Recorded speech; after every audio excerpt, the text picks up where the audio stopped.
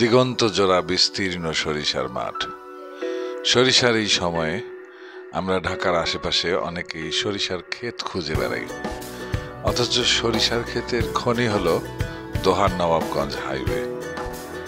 এর আগে কেরানীগঞ্জেও কিছু ছিল, কিন্তু সোনারগাঁ এবং দোহার নবাবগঞ্জ হাইওয়ের পাশে যে পরিমাণ সরিষা ক্ষেত আছে তা ঢাকা শহর বা ঢাকার আশেপাশের মধ্যে সবচেয়ে বেশি।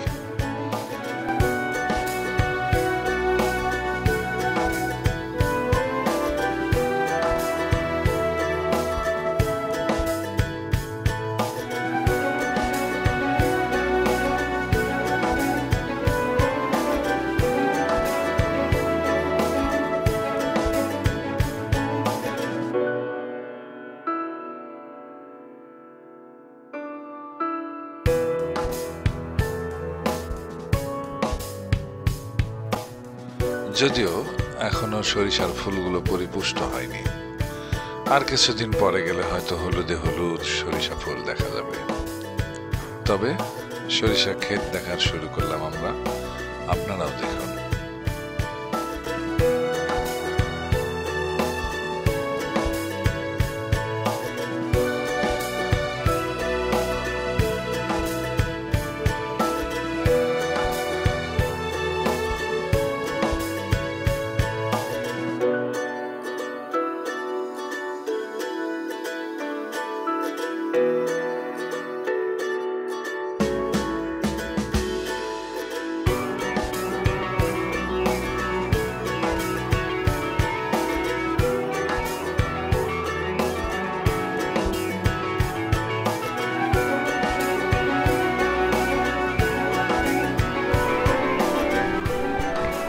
খুব কাছেই অবস্থিত এই সরিষা ক্ষেতগুলোতে আসতে হলে গুলিস্তান বাবুবাজার ব্রিজ হয়ে কেরানীগঞ্জ দিয়ে ঢাকা দোহার নবাবগঞ্জ হাইওয়ে ধরে অথবা মোহাম্মদপুর বসিলা ব্রিজ হয়ে কেরানীগঞ্জ পার হয়ে দোহার নবাবগঞ্জ হাইওয়ে হয়ে খুব সহজেই আসা যায়।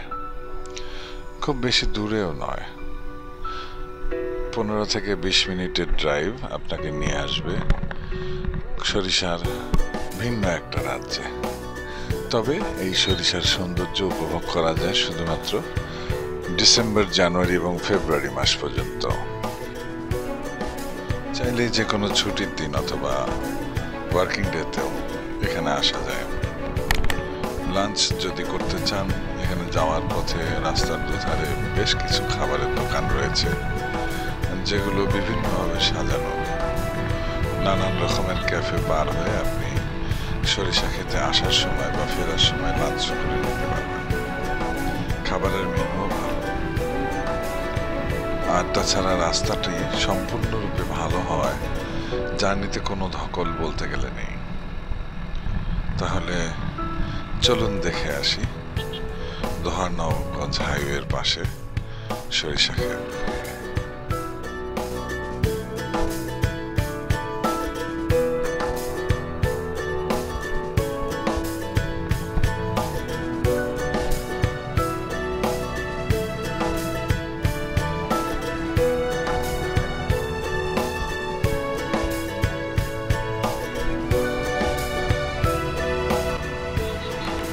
এই রাস্তাটা ঢাকা দিয়ে আসছে, কেরানীগঞ্জ অথবা বাবুবাজার ব্রিজ দিয়ে আসা যায়।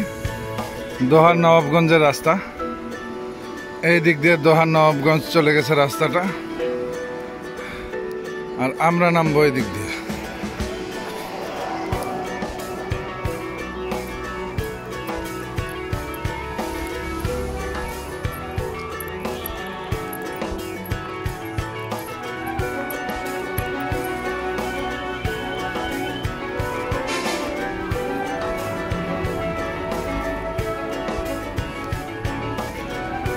এই এলাকার মধ্যে এটাই সবচেয়ে বড় সরিষার ক্ষেত। গুগল ম্যাপে আমি প্লেস ক্রিয়েট করে দিয়েছি, এই ভিডিওতে সেই লিংক দেয়া থাকবে। রাস্তার একেবারে পাশে এত বড় সরিষা ক্ষেত আর কোথাও নেই। যতদূর চোখ যায় শুধুই সরিষার ক্ষেত। এখনো সরিষা পরিপুষ্ট হয় নাই, তাই হলুদের পরিমাণ কম। আর কিছুদিন পর দারুণ হবে ইনশাআল্লাহ।